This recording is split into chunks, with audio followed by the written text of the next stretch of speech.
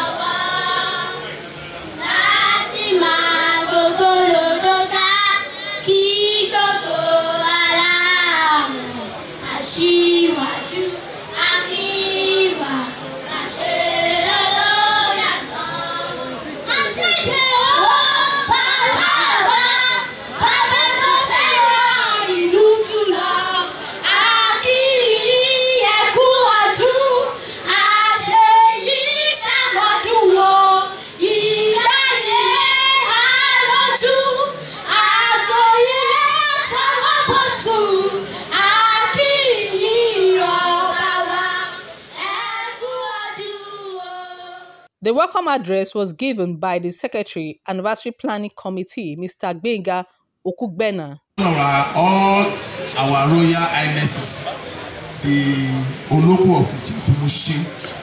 Àwọn ni olórí gbogbo àwọn ọba, bàbá ẹ̀pẹ́ ẹ̀tọ́ ẹ̀sìn ọba àjẹkùpẹ́ gbogbo àwọn ọba tó wà nílùú Ìbàdàn náà ni mo kí kú ìkàlẹ̀ wípé ẹ ṣeun ẹ kú ìgbárùkù ti kábíyèsí wa àjọṣe yín kò ní bàjẹ́ ẹ̀ẹ́dẹ̀jọṣe pẹ́pẹ́pẹ́. I will not forget the former chairman of the Ogun East, Ìjẹ̀bú East, Ọ̀túnba Túndé Ọládùjọyè, and from the news that we heard that is now the PR of APC. Let us welcome our brother into our midst and our political mogul, the members and indigene of Ilodo community, because without those people there's no Kabiyesi, and without Kabiyesi there's nothing that will be attached to Kabiyesi as Ogirimadagbo of ìlú Ilodo.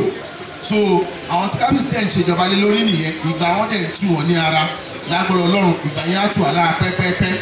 Gbogbo àṣeyọrí tí ẹ ti ṣe ìkọ̀kọ̀ kò ní bàjẹ́ ní ojú yín, àtàwọn tá ti tún ti fi ọkàn sí láti ṣe á ṣẹlẹ̀ ní ojú ẹ̀mí yín, á wá sí ìmúṣẹ.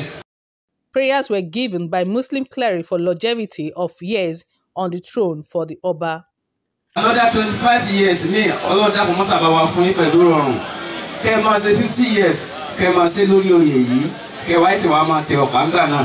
Ọ̀pá ọlá lẹ́ ń tẹ̀, kì í ṣe ọ̀pá àtàgbàlára. Ọlọ́run dákun, Ọlọ́run jẹ́ ó tó àsìkò yìí kẹ́ tó máa tẹ ọ̀pá ọlá. Gbogbo àwa tí a ṣe ámì fún wọn, Ọlọ́run máa ṣàjẹ́ kó rí bẹ́ẹ̀ fún wa. Honorable Wale Adedayo, Chairman Ijebu East Local Government, appreciated the Oba for his support towards its government. Ó ní ọjà kan tí wọ́n kọ́ sí ìlú yìí about November last year lọ́ hand over fún local government. Mo dẹ̀ rántí pé mo sọ fún wọn pé kò tí ì sí ọjà tí ó wà ní Ìjẹ̀bú East tó dàbí ọjà yẹn. Everything was done like a modern thing. Mo sì fi dẹ́madé ní àárín ọjà yẹn kí ẹ pé ẹ máa bá ewu pẹ̀. Mo ṣe concrete sí everywhere. Mo dẹ̀ sí nǹkan tẹ̀ ń wá ní ọjà kan tí ó sì nínú ọjà yẹn. Àwọn ọ̀dẹ̀ wọ́n ṣe 100% kọ́bọ̀ local government ò sí bẹ́ẹ̀, but mo ti fún local government ní ọjà yẹn. Mo dẹ̀ ń ṣèlérí fún yín lẹ́yìn ti sọ lọ́jọ́ yẹn náà. Gbogbo àwọn ọmọ tá a sọ lọ́jọ́ yẹn we are going to do it by the grace of God. That is going to be our own farmers market. Lágbára Ọlọ́run. We are going to do everything possible that way. I'm a link more showing. Then the teacher I don't come easy like access from here to Mushino. It's very, very easy. Mo fẹ́ dúpẹ́ lọ́wọ́ yín, mo dẹ̀ bá yín dúpẹ́ lọ́wọ́ Ọlọ́run náà. Wípé ojú rí ọjọ́ ti èyí. Mo dẹ̀ gbàdúrà báwọn àfáà náà ṣe sọ. Wípé àìmọye ọdún tó ń bọ̀ kó ṣe 25 lè máa ṣe láyé. Ẹ ṣé gan ni o. The special guest of honor, Otumba Gbenga Daniel, former governor of Ogun State, said the town has been peaceful ever since the Oba has been in office. Engineer Ajede, the Ogirimadagbo of Ilodo, and our darling Olori, I recognize you and I greet you. Gbogbo ẹ̀yin tí wọ́n lè ní commissioner wa honorable commissioner for youth and sports, I bow and tremble. You are most welcome. Ẹ̀rí pé next time tẹ́ máa rí kí wọ́n rọ aṣọ máa jáde nílé. It is symbolic. Appreciating and thanking God for your life. Ọ̀pọ̀lọpọ̀ àwọn èèyàn ni wọ́n mọ̀ bí èmi àti Kábíyèsí ṣe jẹ́. And I'm sure you know that Kábíyèsí is a qualified engineer. And the way he does things is the way engineers do their thing. I've heard the chairman of the council thanking you for single-handedly doing quite a number of things you have done in this town. I am also a witness to the amount of work that you have done.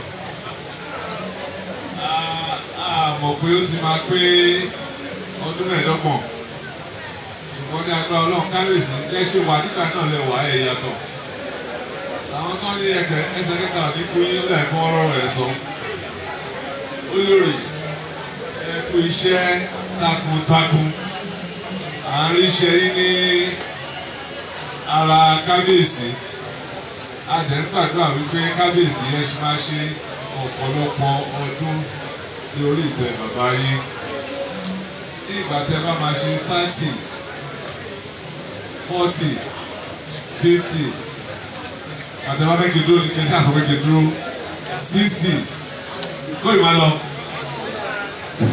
ẹ jẹ́ kí n ṣí fi mẹ́wàá sí kó jẹ́ 70 ẹ bá ti ṣe 70 àárọ̀ ẹ ti gbìyànjú mo kí gbogbo apáratá ní ìlú mo dẹ̀ dúpẹ́ pé a ní ọba tí ó jẹ́ ọba gidigidi tó mọ iṣẹ́ ọba. There is peace and tranquility and there is progress in Odo. I'm aware of some of the things that you have done single-handedly for your people, and I continue to pray that God will continue to bless you and make you prosper. More than anything else, ẹ ti borí gbogbo àwọn táyé àwọn díẹ̀ tó wá kù ọdún àbá yín tẹ̀ wọ́n mọ́lẹ̀ lẹ́ẹ̀kan sí kábíyèsí. A special address by Alayeluwa Oba Engineer Isiaka, Olajide, Ajede, Ogirimadagbo, Akin, Ilodo was centered on his achievement and the support given to him by his people. Mo kí gbogbo àwọn ẹgbẹ́ tó wà ní gbogbo àwọn ẹgbẹ́ gbogbo àwọn organizations nígbà tí mo sì àgbé pé mo ń bọ̀ àjọba ìlòdò ní àjọba wọ́n bẹ̀rẹ̀ títí bàbá mi ló sọ pé ó fọ́ sí mi ìbálẹ̀ fọ́ mi yìí ṣe bí ṣe nínú ìṣá lóòṣù ìfẹ́ tó máa yí lọ títí láìláì ó máa máa fẹ́ mi ní 1,000, 2,000 pẹ̀yẹ. They will thank God. We thank us that I was first to something that one can be proud of, and one can say that this is my own. Of course, we have this event center. We have the health center. We have the market. We have a secondary school, and so on and so forth. So there is no way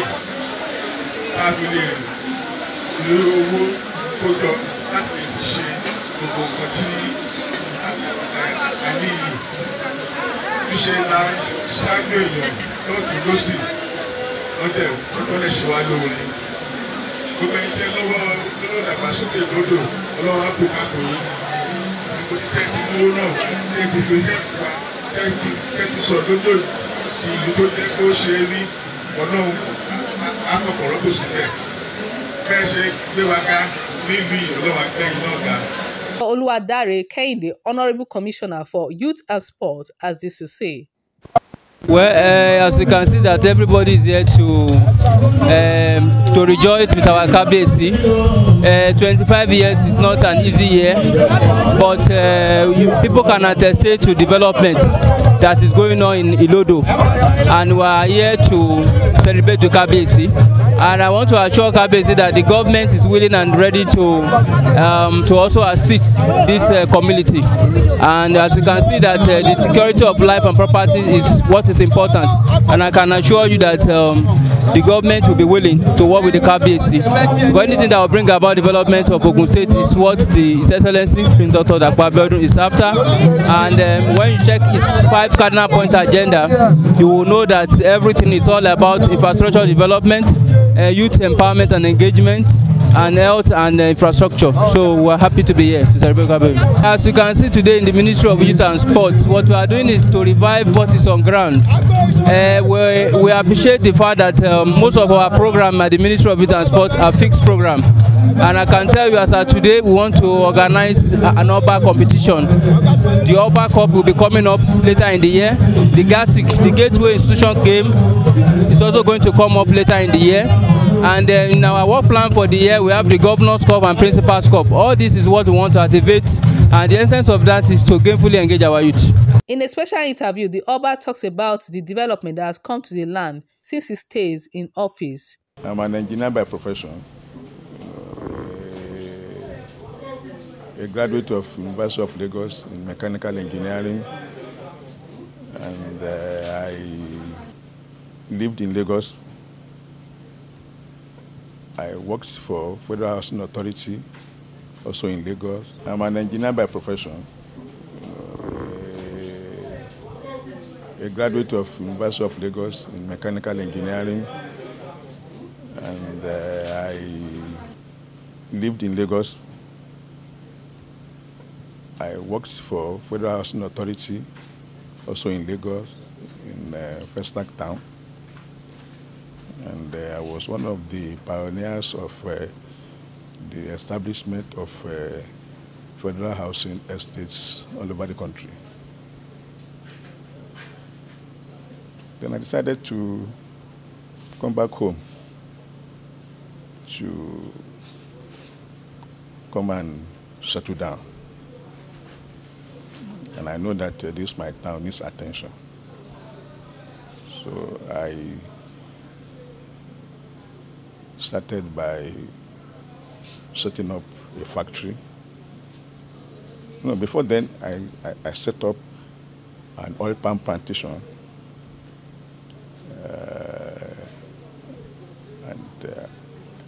After a gestation period of maybe 3 years or 4 years for the plantation, I set up a factory so that we can be producing palm oil. You can also, when you take a palm fruit, you extract palm oil from it, you will get palm kernel. Then the palm kernel, you have to process it further by crushing it. So you get the real palm kernel, So I started doing all that. I went to Malaysia to order for some palm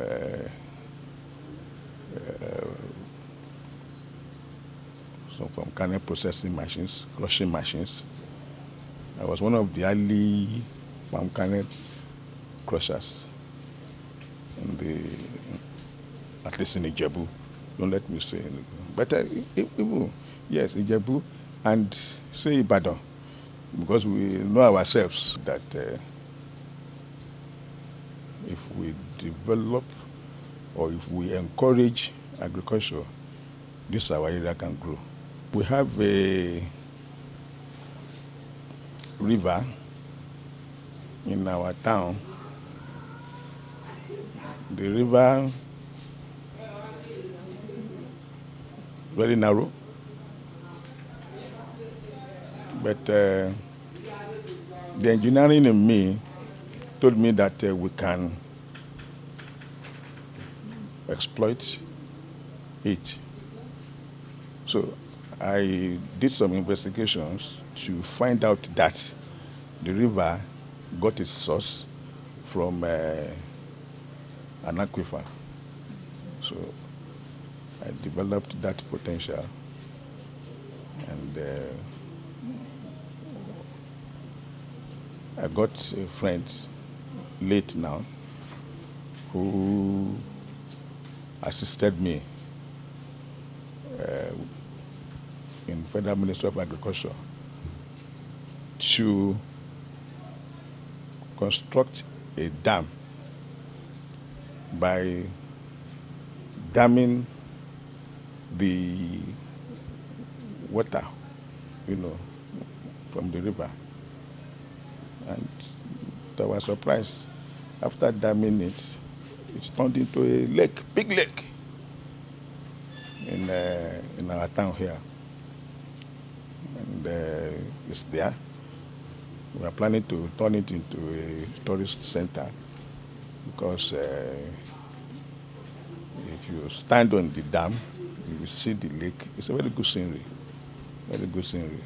that gladdens my heart. Guests were entertained with sumptuous meal and good music by a popular musician, Haruna Ishola, as the Oba digs it out on the dance floor.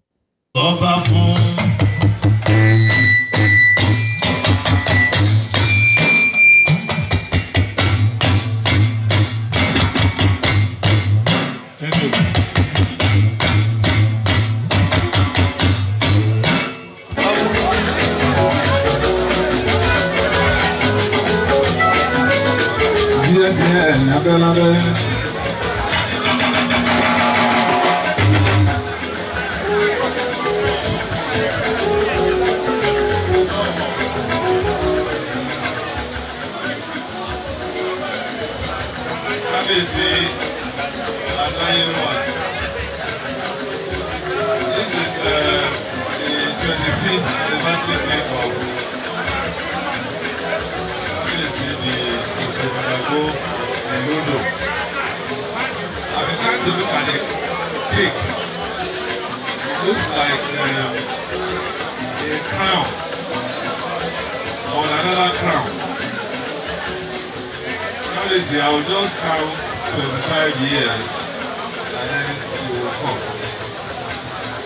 I can see that Olori is in control.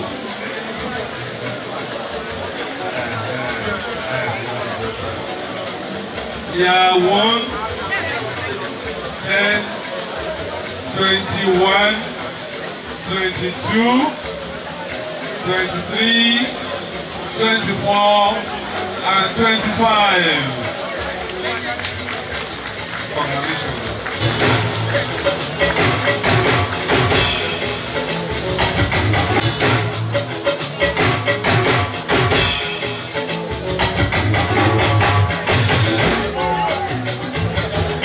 Mo kí kábíyèsí ọba ìbùkún Gbádébọ̀ Adéwálé alákọ̀ ìgbà ayé pé kí lè ń kọ́ ọba pé ọba lájẹ ọba kí lè ń kọ́ ọba pé ọba tó dàbí ẹ̀wọ̀ ọba tó kẹta ìlẹ̀kẹ̀ gbogbo ọba ní kí ẹ. Nítorí bàbá wa lọ́kọ̀ sí kíkù abẹ́tọ̀rọ̀ ọ̀gbọ́dọ̀ àgbọ̀tẹ̀ wọlé ọba tó ń gbàdọ̀ balẹ̀ ọba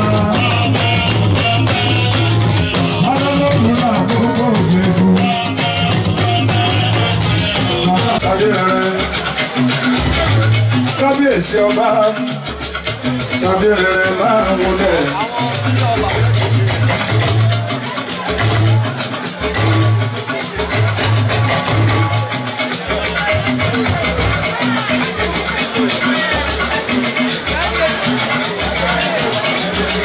Ọba Gọ̀ọ́sẹ̀ sọ̀rọ̀ rẹ̀.